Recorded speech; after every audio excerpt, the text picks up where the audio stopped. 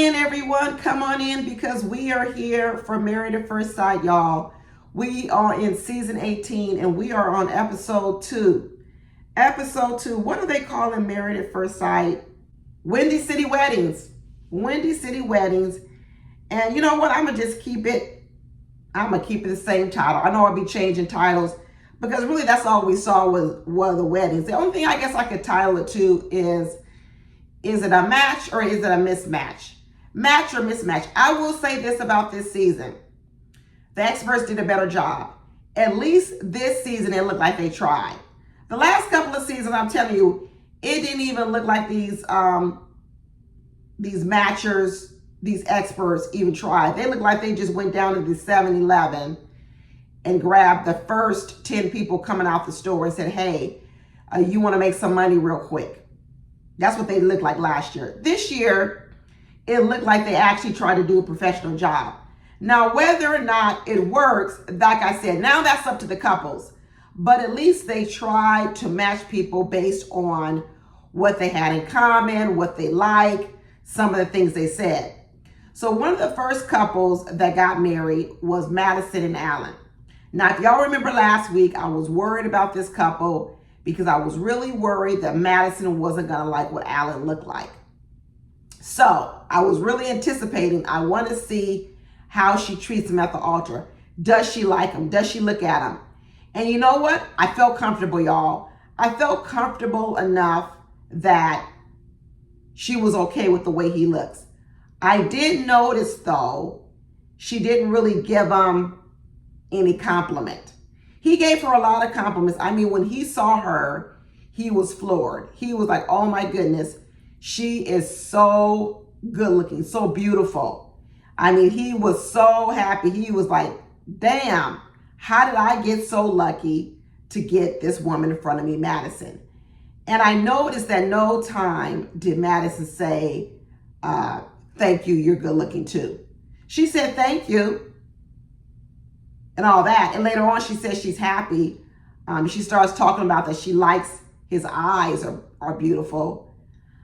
Sometimes that's what you say to people when you don't think they're overall good looking. You ever meet a person and overall you don't think they're good looking, but you do find one or two things that you like. Let's say, okay, like overall you may tell the guy, oh, I like your suit. You do like the suit, but that doesn't mean you like the way he looks. Or you may say something like, oh yeah, I love your haircut. You like his haircut, but overall you don't like the way you look.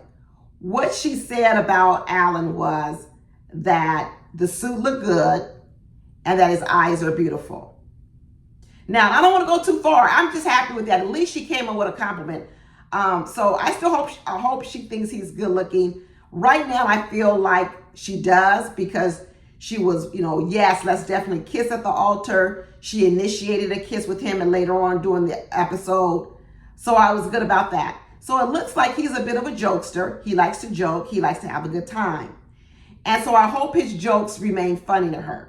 He brought the banana that he gave her. He did that joke one more time. He brought out the banana once again. A little corny, a little silly, but okay, I'm with you, Allan. I'm with you. He came up with a little combo name for them. He's calling them like Madison and Allan. Should we call ourselves Medallion? I don't know. Cute, I get it. And come to find out, Madison's a smart girl. She graduated summa cum laude, really, really smart. And she loves to travel and go around the world. And you know what? He likes to do the same thing. They told a funny story, how she got kicked out of Oktoberfest for acting a little bit too wild, drinking beer on top of a table when she shouldn't have been doing it. I guess they got rules at Oktoberfest. And, they found that funny because he also had just gone to Germany before. I think Allan's family may be from Germany. That's the thing I'm getting right now. And I could be wrong about that. But they had a nice embrace, a nice kiss at the wedding altar. And he said, can I kiss you? She goes, oh, yes, definitely. So I'm feeling good. Some of the fear that I had is gone away. But he's so happy to be with her. He's like, what deity blessed him with such a blessing? That's what he called a deity. He said, what deity has he been blessed with to be such a blessing? So that's interesting. We'll have to see what his religious preferences are, or if he has any. But he had a great big smile. Like I said, she told him his eyes were pretty, his suit was looking good. And she said she was really happy with him. And they were sitting there and they were learning about each other. And she asked him, well, why are you on the show? He said he's been trying to find his person for a real long time. And he's talking about the dating culture. And the dating culture is so much about swipe, swipe, swipe, and never really choosing a person, because you always think the next picture that comes up is better, or the next person you go out with is better. And it's draining to a lot of people who really do want to find their person. And they find out they got a lot in common. You know, she's a technology consultant. He also works in technology implementing software. So they're seeing why they were put together. At least they can see, now we know why the experts put us together. We both like to travel. We both are funny, like to have fun. We both like to party hard. We both like to, we both in technology. So there's enough here where I think they can understand why they were put together. So it'll be interesting to see if these two make it. So I think last week I said a no to them. Well, I don't know if I said a no. I said I didn't know, because I didn't know if Madison would like Allan. So far, I'm not seeing any glaring things where I could say they won't make it. I know, unless she's faking the funk. Right now, I don't know. Now I'm gonna move on over to Carla and Juan. Carla and Juan, last week, I didn't want to say no to them because I wanted to see how their chemistry was gonna be. And I'm gonna tell you right now, their chemistry wasn't good. Juan is a bump along. He's a pimple on your face.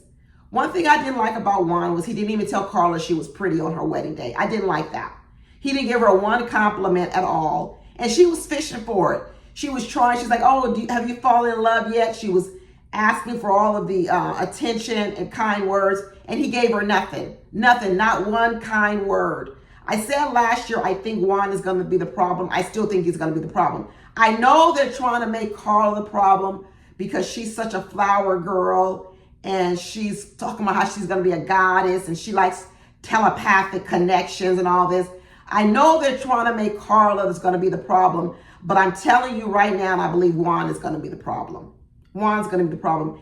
And it started when I saw his interaction with his family. I saw that lukewarm hug he gave to his dad. I saw that he's not a very affectionate person.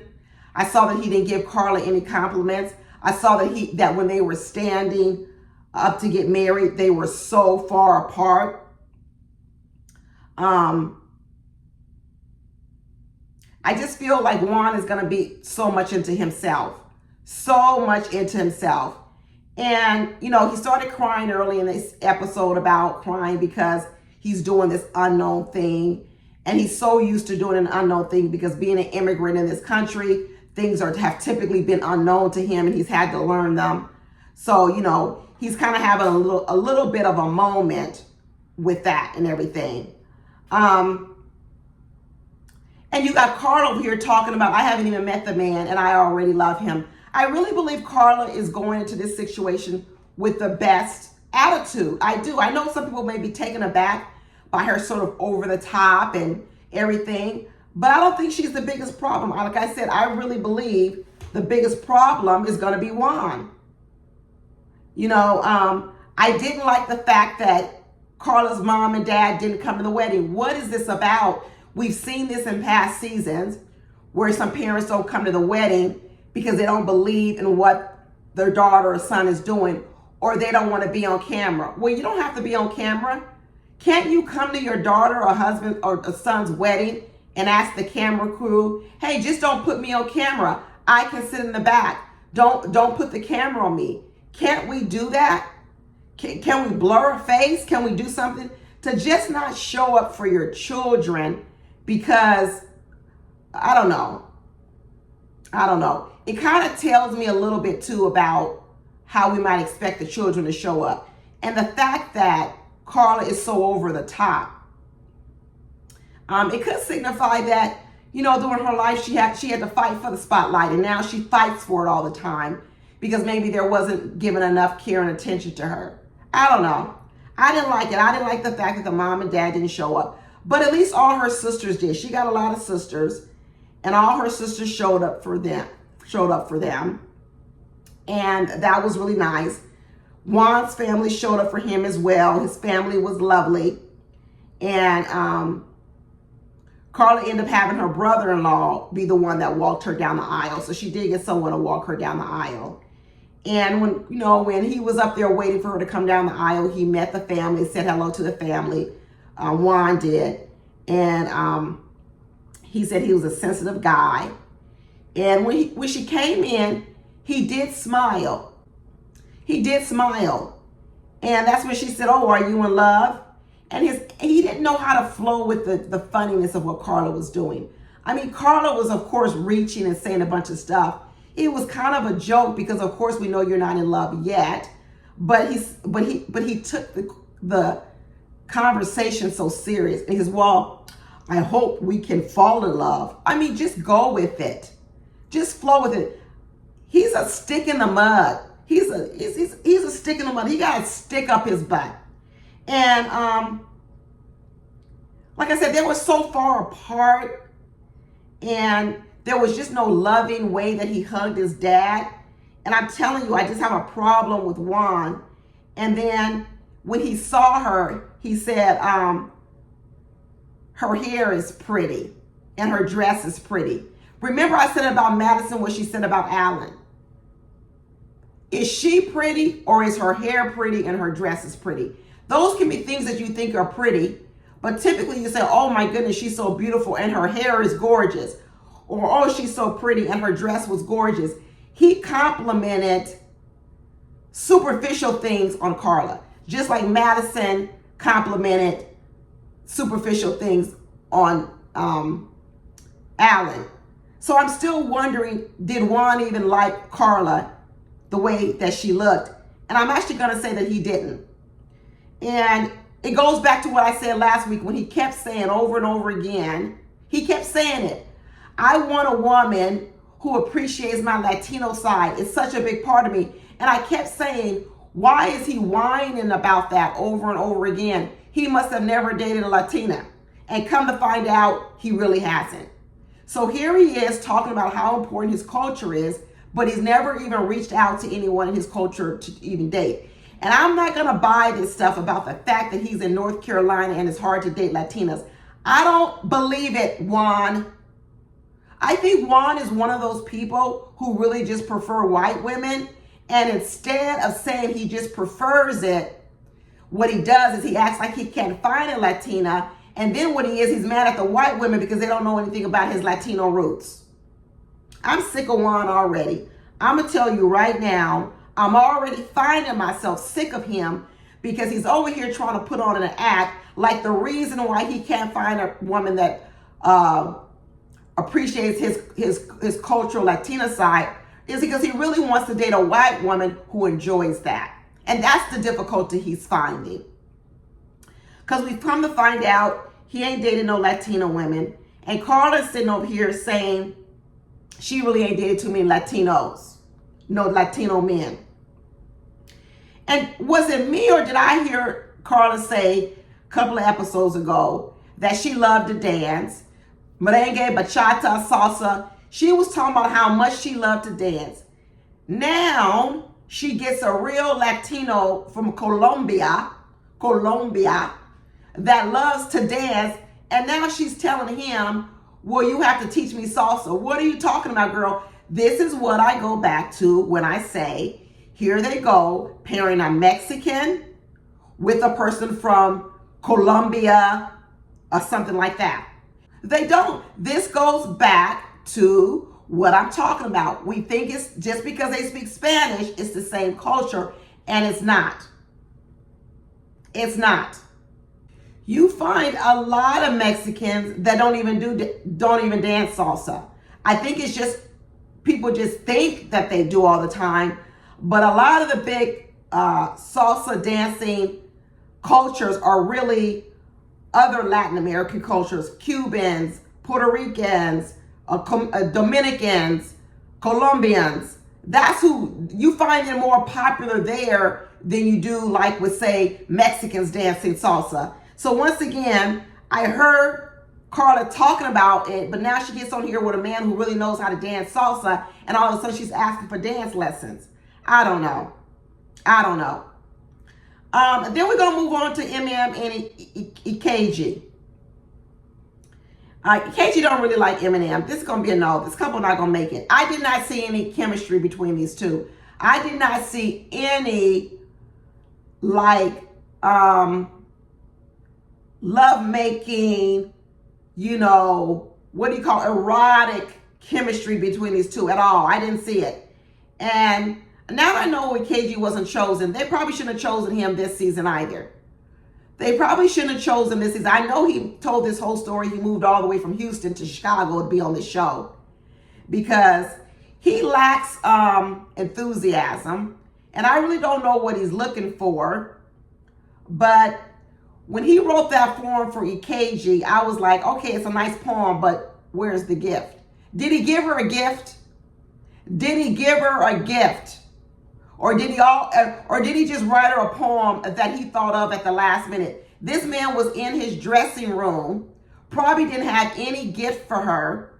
And then when he decided to, I don't have no gift, let me break out a piece of paper and write out her last minute gift and scribble some words down on a piece of paper and call it some bars, some poetry. That was last minute. He didn't give that no real thought. He sat there right then and did it. I don't care if you're talented or not and you can write down some bars fast. No thought, no gift.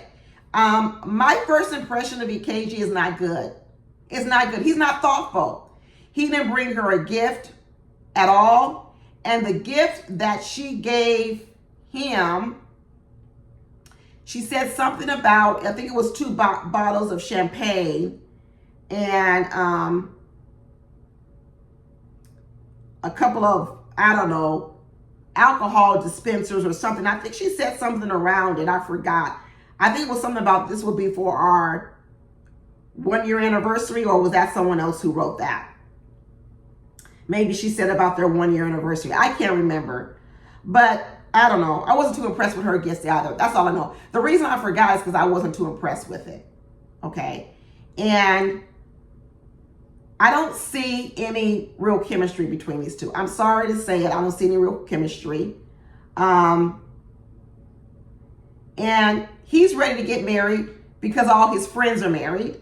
And so he says he wants to be a lot like them. He has a lot of role models in his friend circle. He wants to get married. But I think EKG is probably going to be picky. And I think he's also going to be particular. And I think he's going to be boring. And I think he's going to be so much into his poetry. He goes so far inside of himself that things don't come out of him. You know, I don't know if you guys understand what I'm saying. He tries to be so deep that he becomes unrelatable. There you go. There are my words. There are my words. He tries to go so deep with his poetry and his words that after a while he becomes unrelatable. Because I don't know EKG. And then she's kind of said she's a planner, she's a preparer. And once again, you know, her mama didn't come. Her mama didn't come. But her mama is sending positive vibes. And although her mother recognizes arranged marriages happen because they're from Nigeria, they happen all the time, her mother didn't agree with her publicizing hers. What? What, mama? These are issues. These are issues for me. And, but yeah, he writes that poetry down at the last minute gifts because he didn't really bring no gift. And he said he was engaged before. I don't know what happened. Does he really explain why he was engaged and what? Oh no, it wasn't he who said she was engaged. She was engaged before, but he wasn't the right person. It sounds like from the sisters that EKG's taste in men hasn't really been up to par. And she really hasn't dated men who were probably on her same trajectory in life. And she's hoping to find someone who's a leader, because I think MM is a strong woman. She's ambitious, she's smart. And when he found out that she was a nurse practitioner, he was, oh, there you go. I love people who are there for other people, a person with a heart to give. And He was raised by a single mother in a single family home, which I think that's also probably why I sense this part about EKG, he goes within. He probably spent a lot of time alone with a single mother and an only child, a lot of time alone. And maybe that's why he goes inward, because maybe that's what he had to do growing up, because, he was the only child. But I think that's going to interfere with his ability to relate to people in a different kind of way. He just seemed dry, y'all. He was even on the after party, and I watched the after party, and he's dry on there too. Hopefully MM can spice it up, because she got a lot of energy, but he might just be a joy killer. I don't know. I don't know what's going on with him. But we'll have to see. We'll have to see how it goes from here. Then we only saw a little bit of Camille and Thomas, because of course they got married last episode. So we just got a little check-in with them. He's feeling really good. His wife is beautiful. She's really into this, getting married too. He's still talking about how the fact is he has seen the parade passing by, because he's 42. He wants to get married. And there's a lot of twins. So if they do make it and they have kids, they could possibly have twins, because her sisters are twins. He's a twin. His brother married a twin. There's a lot of twins going on in their family. And Camille said she always wanted to be married and be a wife. So I think Camille's going to put her all into this. I think the only thing right now they're trying to make us afraid of is the fact that he was not married. He might as well be married. When you're with someone for 9 years, that's a marriage. So the fact that he was with a woman for 9 years and didn't marry her, that's a little bit of an alarming thing to me. Like I talked about that last year. And then we see these previews coming up where someone is saying he cheated, which means, did he cheat on his ex-girlfriend of 9 years that he never really wanted to marry in the first place? We're going to need to get the details on it. We're going to need to get the details on it. But I'm still feeling good with them, because I do think that Thomas wants to get married. I do. And so I think he's going to put his all into it. That's what I'm hoping for right now. I'm really hoping for that. And then the last couple we got to watch get married was Michelle and David. The basement, the guy in the basement, the guy in the attic. Y'all pointed out absolutely every year we got somebody living in the basement. Last year was Cameron with the spiders. This time it's David with his mom and daddy, because mom and daddy are holding on to David tight. They do not want to let him go from that basement apartment. And Michelle has been alone for 6 years her own self, so who knows? Maybe Michelle will want to move in with the parents in the basement apartment. Maybe she'll want to live there. Maybe they can all be one happy family living in the basement apartment. But it's ironic that he's getting married on his birthday, because his dad got married on his birthday, and so did, I think he said, his brother also got married on his birthday. So that's really quite interesting that they're all been married on their birthday. And his dad and his brother have successful marriages, so he's hoping his will be successful too. And he reiterates, he said, I come from a family of strong women, bad bitches. Well, get ready, because we see that Michelle comes from a family of strong women too. Very, very strong women. So in that respect, maybe Michelle will be okay with a basement dweller. Maybe Michelle is used to being a bad bitch, a shot caller, and maybe she's going to be fine with a bottom basement dweller. The fact that he's never had to lead and never really had to do anything. He keeps telling the story that the only reason he's with his mom is because he's saving for a house. But I don't believe it, David. I believe you like all the other perks of living with your mother. That's fine to be staying there because you want to save, but you can contribute some money. What do you do around the house? Do you take out trash? Do you cook? Are you an active participant? Like, don't make this all just about saving money, because it isn't. It's also about when you live on your own, you learn how to take care of yourself. Are you fixing anything around the house, or is that all still on your dad or the handyman that's going to come by? That's what I'm talking about. It's not just that you live there, but are you living there as a man, or are you living there as a boy? That's the question. A man or a boy? Which one are you, David? And it was interesting to hear the story that Michelle's sister or friend was saying, oh, you used to be so shy and you didn't have no friends. So you have Michelle, who used to be shy, but now she's so independent and such a career-driven, independent woman. I hope she doesn't look at David as a sloth. He's trying to say that he's not a sloth. He's got 2 jobs. He's very ambitious. So, before I said I didn't think this was going to work, but I could see a way it could work because I'm getting some signs from Michelle that she just might be okay with this man. She just might be okay with David. Because she might like the idea of being able to boss him around a little bit. I don't know. Because he's sitting over here talking about how scary it is to leave the nest. He's scared to leave his mama's house. He's scared about what's to come. But he's trying to act like the only reason he's there is because of money. Boy, please. Like I said, David, are you living with your mama as a boy or as a man? Which one? Which one? But that's all we got, everybody. There was an after party. Carla was on the after party. Madison was on the after party. EKG was on the after party. And honestly, none of them looked happy. I don't even know if none of them are still together. But EKG of all of the one, he's low energy. Low energy. And Keisha and I pull in was trying to pump him up and talk about, now you got you a real RBG. And I was the same thing too, EKG. I didn't know what RBG was. And EKG was like, what's RBG? And she said a real black girl, because they both talked about how they wanted to marry a black woman. He said he wanted a black woman, and she wanted a black man that dated black men. They both got each other. And EKG was like, what's RBG? And she said a real black girl. And EKG was like this, okay.